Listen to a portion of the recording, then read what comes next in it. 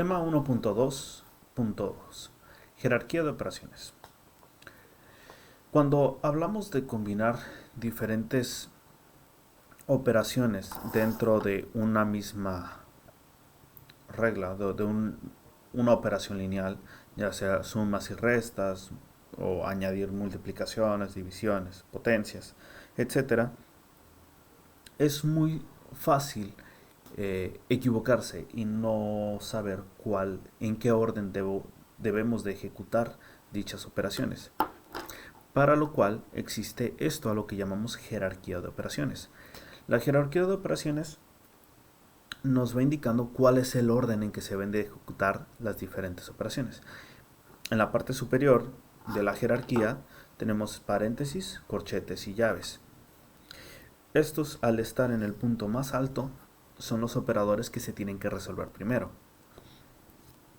Si bien los paréntesis se utilizan para agrupar o para separar ciertas regiones o secciones de nuestras operaciones, nos sirve para indicarnos qué operación tiene prioridad respecto a otras. Típicamente se dice también que los paréntesis son de mayor prioridad antes que los corchetes y estos a su vez que las llaves. Sin embargo, no hay un criterio ordenado, simplemente se utilizan para distribuir de manera ordenada una operación. Y hay que observar cuáles son los paréntesis más internos para saber cuáles son los primeros en resolverse. Posterior a estos tenemos las potencias y radicales, o también llamadas raíces.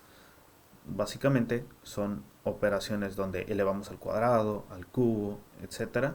O que se resuelven raíces cuadradas, raíces cúbicas, cuartas, etc. Posterior a estos tenemos los operadores de multiplicación y división. Y por último tenemos la suma y la resta. Estos operadores se utilizan de forma lineal ascendente de la parte superior a la parte inferior. Los de mayor prioridad son los que se encuentran más arriba y los de menor prioridad son los que se encuentran hasta abajo. Entonces, cuando hablamos de una operación que lleva diferentes operadores, se debe resolver siempre de arriba hacia abajo para poder resolver correctamente la operación. Adicional a esto, se añade la conocida también como ley de los signos, que es lo que sucede cuando se multiplican números con signos. Si bien para la suma y la resta es tan sencillo como saber qué tanto se desplazan en la recta numérica, y es como hacer una resta o una suma normal, sin embargo, utilizando los signos, al momento de las multiplicaciones es un poquito más complicado. Se multiplican los números sin considerar los signos y al final se analizan los signos de los elementos que se multiplicaron.